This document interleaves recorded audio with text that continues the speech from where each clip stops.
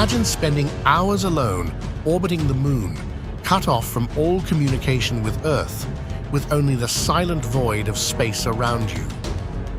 Michael Collins, the often overlooked hero of Apollo 11, did just that. But what if, in those moments of isolation, he saw something that would leave him haunted for decades? Before his death, Michael Collins finally broke his silence and revealed the truth that NASA never wanted us to hear. So let's get this story going. Michael Collins, The Journey to Apollo.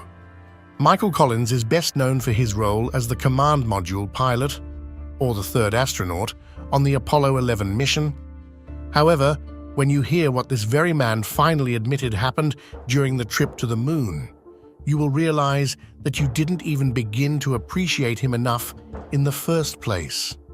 But before we get to that, you should know that his life before this iconic moment in history was just as fascinating and important. Before the Apollo 11 mission, Michael had a rich and varied career marked by his deep passion for aviation, his dedication to the military, and his early experiences as an astronaut. Michael was born on October 31, 1930, in Rome, Italy. His father, James Lawton Collins, was a U.S. Army Major General, and his family had a strong military tradition. This upbringing had a significant impact on Michael, infusing him with values of duty, discipline, and service to his country from an early age. The Collins family moved frequently due to his father's military assignments, living in various locations around the world, including the United States, Puerto Rico, and Rome. Growing up in a military family, young Michael was exposed to the world of aviation early on.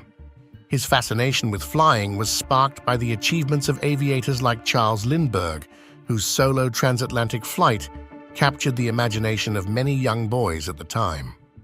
Additionally, his uncle, General J. Lawton Collins, who served in World War II, shared stories of military aviation that further fueled Michael's interest in flying. Lawton's journey toward becoming an astronaut began with his education. He attended St. Albans School in Washington, D.C., where he was known for his academic achievements and his interest in science. However, his true passion lay in aviation, and he was determined to pursue a career as a pilot. After high school, Michael followed in his father's footsteps by enrolling at the United States Military Academy at West Point. He graduated in 1952 with a degree in military science, ranking 66th in his class. West Point was a rigorous and demanding environment, but it helped shape his character and prepared him for the challenges he would later face as a test pilot and astronaut. Despite his success at West Point, Michael's primary goal was to become a pilot. Upon graduation, he chose to join the United States Air Force, a decision influenced by his desire to fly the most advanced aircraft and be at the forefront of aviation technology. Michael began his flight training at Columbus Air Force Base in Mississippi, where he quickly distinguished himself as a skilled and capable pilot.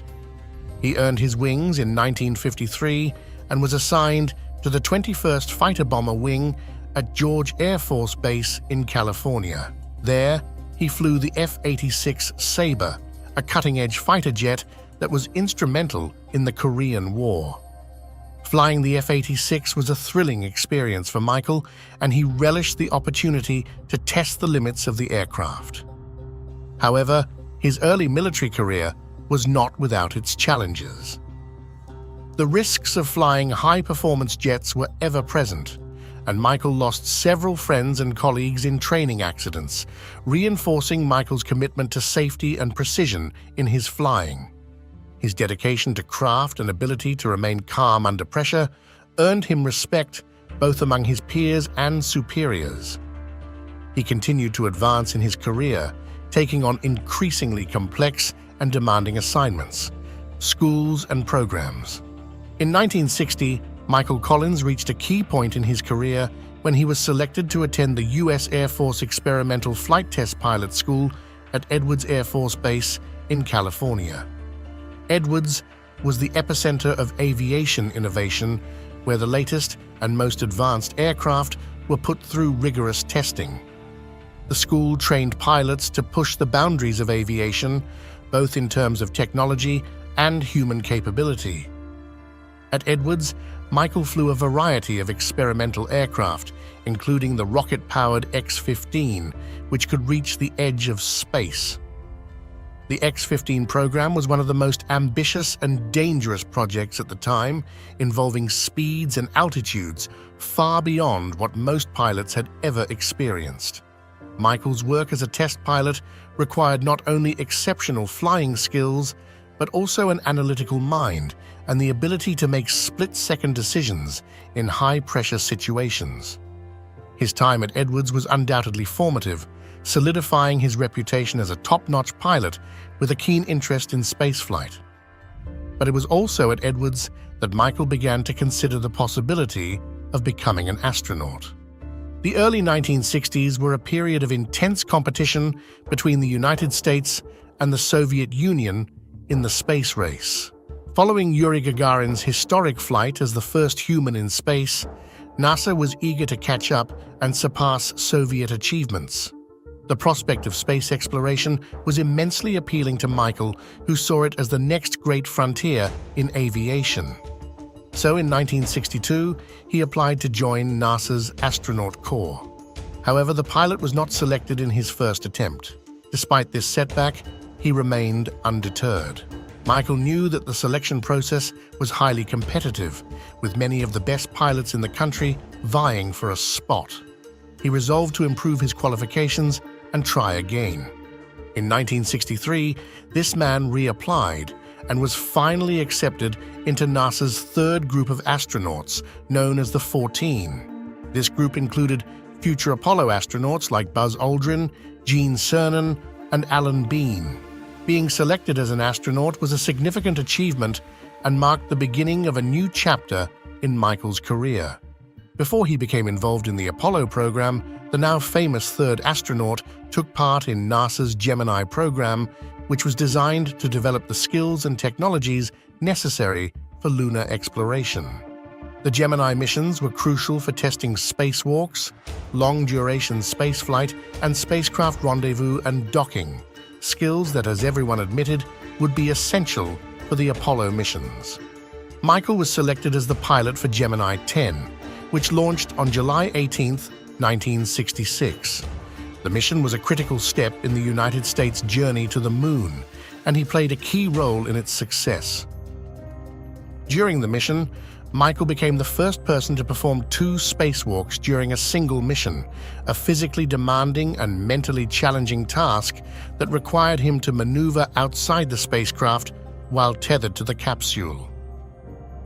The mission was a resounding success, achieving its objectives of docking with 2 separate target vehicles and conducting scientific experiments in space. Now, Michael was well-positioned for future missions. His experiences as a fighter pilot, test pilot, and astronaut had equipped him with the skills and knowledge necessary for the challenges of space exploration. After his successful involvement in the Gemini program, Michael was originally slated to fly on Apollo 8, the first mission to orbit the Moon. However, a medical issue, a herniated disc in his spine, forced him to undergo surgery in mid-1968. This setback temporarily sidelined him, and he had to be reassigned. Once he recovered, Michael was assigned to Apollo 11 as the command module pilot. This role was crucial as it involved piloting the command module Columbia, which would remain in lunar orbit while Neil Armstrong and Buzz Aldrin descended to the Moon's surface in the lunar module. His experience and calmness made him the perfect candidate for this role. He was responsible for the command module's functionality and would be the sole astronaut aboard, while his crewmates were on the Moon, making his task both technically demanding and psychologically challenging.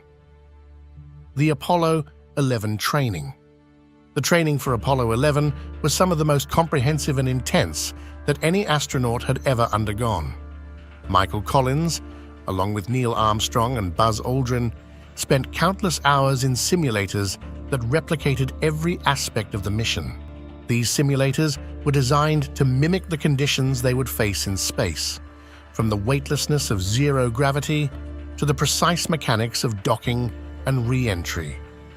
The training sessions were rigorous, often lasting for hours on end, as the crew practiced every possible scenario, including potential malfunctions and emergencies.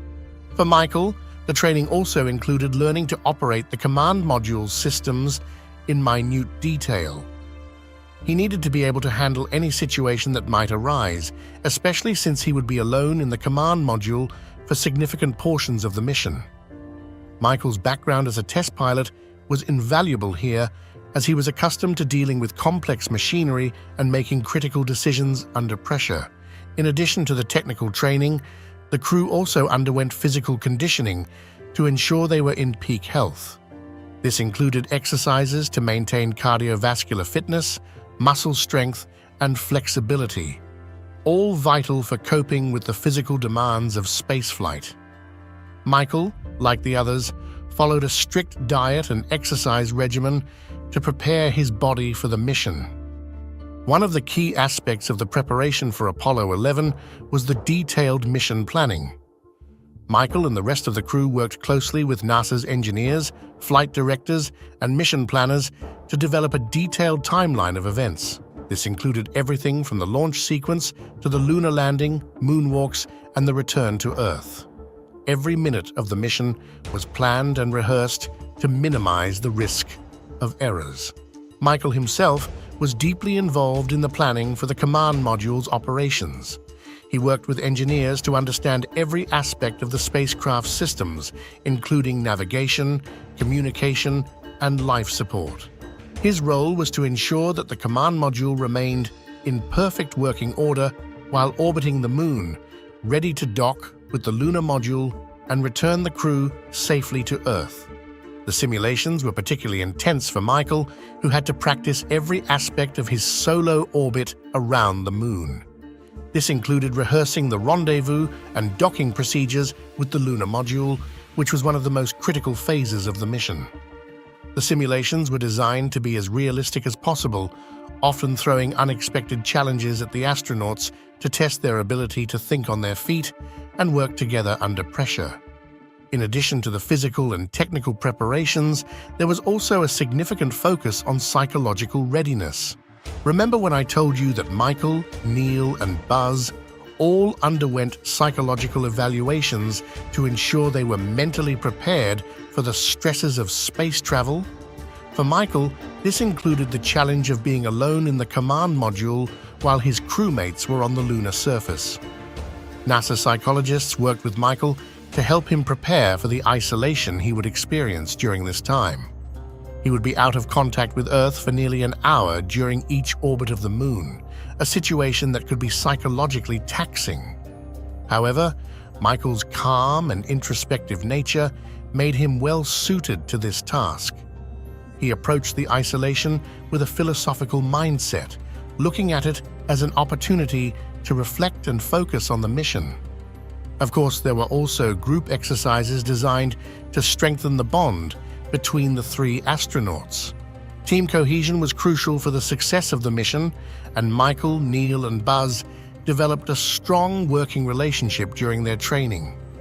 They learned to trust each other implicitly, knowing that their lives depended on their ability to work together perfectly. On top of everything, Michael spent a considerable amount of time familiarizing himself with the equipment and systems of the command module.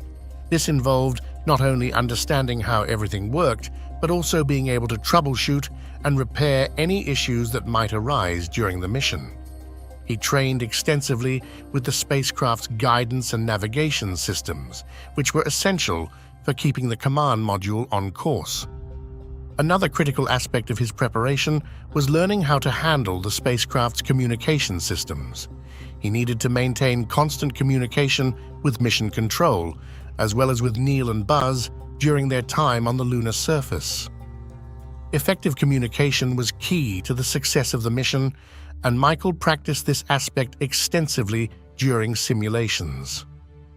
As the launch date approached, the crewmates entered the final phase of their preparations. This included a series of final simulations and briefings, as well as rehearsals for the launch sequence. The astronauts also spent time in quarantine to ensure they were free of any illnesses that could jeopardize the mission. In the days leading up to the launch, Michael is said to have extensively thought about the enormity of the task ahead. Despite the pressures, he remained calm and focused, drawing on his years of experience as a pilot and astronaut. He understood the risks involved, but was confident in the extensive preparations that had been made. But nothing could prepare him for what he would about to witness, something that he had to keep silent all his life. The trip to the moon. The Apollo 11 mission began on July 16, 1969, with the launch from Kennedy Space Center in Florida. The Saturn V rocket, the most powerful rocket ever built, was the vehicle that would propel the astronauts toward the moon. As the rocket ignited, the immense force and power were almost overwhelming, even for seasoned astronauts like Michael. The vibrations and noise were so intense that communication between the astronauts was reduced to the bare essentials. Michael was strapped into the command module, Columbia, situated atop the Saturn V. The launch sequence went according to plan, with the rocket's first, second, and third stages firing in succession to propel Apollo 11 into space. Once the third stage was completed, the astronauts were in Earth orbit, traveling at a speed of 17,500 miles per hour. From this vantage point, Michael and his crewmates could see the curvature of the Earth, a sight that filled them with awe and reinforced the significance of their mission. After orbiting the Earth for a brief period, the crew prepared for the next critical phase of the mission, the trans-lunar injection, which involved firing the Saturn V's third stage engine again to boost the spacecraft out of Earth orbit and set it on a course toward the moon. This maneuver required precise timing and coordination, as any error could result in the spacecraft missing the moon entirely. Once the engine cut off, Apollo 11 was on its way to the moon, coasting through the vacuum of space. For the next 3 days, the trio would travel through the vast emptiness of space. During this time, Michael was responsible for monitoring the spacecraft's trajectory, ensuring that they remained on the correct path. As Apollo 11 approached the moon, the crew prepared for the critical phase of entering lunar orbit. This required a precise burn of the spacecraft's engine to slow them down and allow the moon's gravity to capture them. The lunar orbit insertion burn was executed flawlessly, and Apollo 11 entered a stable orbit around the moon. From this vantage point, the astronauts could see the lunar surface in great detail, with its craters and mountains casting long shadows in the low-angle sunlight. With the spacecraft in lunar orbit, the next step was for Neil and Buzz to prepare the lunar module, Eagle, for its descent to the surface. This was a tense and complex operation, as the lunar module had to be carefully separated from the command module and positioned for the landing. Once the lunar module was detached, Michael was alone in the command module, orbiting the moon while his crewmates descended to the surface. This period was a test of his endurance and mental fortitude. He had to monitor the command module's systems, maintain communication with both Earth and the lunar module, and prepare for the critical rendezvous after the landing. After Neil and Buzz completed their historic moonwalk and all the tasks they were given, they rejoined Michael in lunar orbit. The lunar module had to ascend from the moon's surface and dock with the command module, a maneuver that required precise timing and coordination. Michael was responsible for ensuring the command module was in the correct position and ready to dock with the lunar module. The docking procedure was a tense moment, as any mistake could have left the astronauts stranded in lunar orbit. However, the operation went smoothly, and the 3 astronauts were reunited in the command module. The trip back to Earth was a more relaxed affair, as the astronauts knew the most challenging parts of the mission were behind them. Michael continued his duties, but there was also time to reflect on the mission and its significance, and it is said that he looked particularly stunned. The crew spent their final days in space performing system checks, communicating with mission control, and observing the Earth as it grew larger in their viewports. Re-entry into Earth's atmosphere was the final critical phase of the mission. The command module's heat shield would have to withstand temperatures of up to 5,000 degrees Fahrenheit as it plunged through the atmosphere. Michael, who was responsible for aligning the spacecraft for re-entry, ensured that the angle was precise to avoid bouncing off the atmosphere or burning up on re-entry. As the command module descended, the parachutes deployed successfully, and Apollo 11 splashed down in the Pacific Ocean on July 24, 1969. The mission was a complete success, but it seems that it was way more than that even. Life after Apollo 11. After the Apollo 11 mission, Michael Collins returned to Earth as one of the most celebrated astronauts in history. Yet, unlike his crewmates Neil Armstrong and Buzz Aldrin, Michael did not seek the limelight. Instead, he focused on contributing to society in ways that were meaningful to him, and he carried the weight of his unique experience in space with quiet dignity. In 1970, he left NASA to pursue a career that allowed him to spend more time with his family. He was appointed as Assistant Secretary of State for Public Affairs, but found the political environment stifling compared to the boundless excitement of space exploration. Soon after, the former astronaut became the director of the National Air and Space Museum in Washington, D.C. His leadership was instrumental in the museum's opening in 1976. Under his guidance, the museum became one of the most visited museums in the world, celebrating the history of aviation and space exploration. Michael took great pride in educating the public about the significance of human flight, from the early days of aviation to the era of space travel. Later, he transitioned into a role as an aerospace consultant and wrote several books, including his autobiography, Carrying the Fire. His writing showed deep intellect, introspection, and a sense of duty to share the story of space exploration with the world. Michael was known for his clear-eyed analysis and his ability to convey the awe of spaceflight while remaining grounded in reality. Despite his fame, this man somehow always preferred a private life. He spent much of his time with his wife, Patricia, and their 3 children. He enjoyed outdoor activities such as fishing and hiking, finding peace in nature after experiencing the vastness of space. As the years passed, Michael remained an advocate for space exploration. He believed strongly in the potential of human spaceflight to inspire and unite people across the globe. While both Neil and Buzz were often in the spotlight, Michael quietly reminded the public of the teamwork and collective effort that made Apollo 11 possible. He continued to engage with the astronaut community and NASA, occasionally speaking at events and offering his insights into the future of space exploration. He was a mentor to younger astronauts and a respected elder statesman in the aerospace community. Even as he aged, Michael's curiosity about the universe never waned. He kept up with advancements in space technology and was particularly interested in the possibility of human missions to Mars. He often spoke about the need for humanity to continue exploring, pushing the boundaries of what we know and where we can go. But the thing is that throughout his life, he was asked countless times about his experience orbiting the moon, particularly about the moments when he was out of radio contact with Earth. As the command module pilot, Michael had orbited the moon alone, while Neil and Buzz descended to the lunar surface.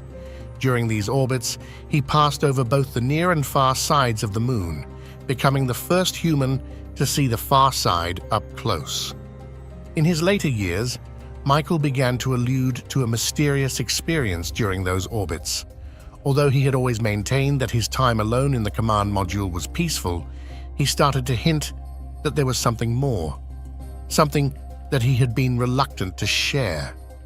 But before his death, Apollo 11's 3rd astronaut, Michael Collins, finally admitted it. "I'm sorry we lied," he said, with his voice heavy with the weight of decades of silence. There is something on the far side of the moon. They told me I couldn't talk to anyone about what I saw, but there was something that none of us could have ever expected. And here's where it gets really interesting. When asked if he felt lonely, Michael simply stated that he felt anything but lonely. Unfortunately, the details of his experience remained shrouded in mystery as he took the secret he held to his grave. Yet this cryptic statement left the world in suspense. What could it have been? A strange structure? An unknown phenomenon? Perhaps something beyond our current understanding of science? Unfortunately, the only man who ever saw the dark side of the moon never publicly revealed more about what he encountered. He passed away in April 2021, leaving behind a legacy of exploration, courage, and an unanswered question that continues to intrigue and perplex. But maybe, just maybe, there is someone he confided in, someone who knows the truth about what Michael saw while up there. Whether it was a close family member, a trusted colleague, or a friend, the possibility lingers that the full story might someday come to light. What do you think happened, though? Let us know in the comments down below and subscribe to our channel for more.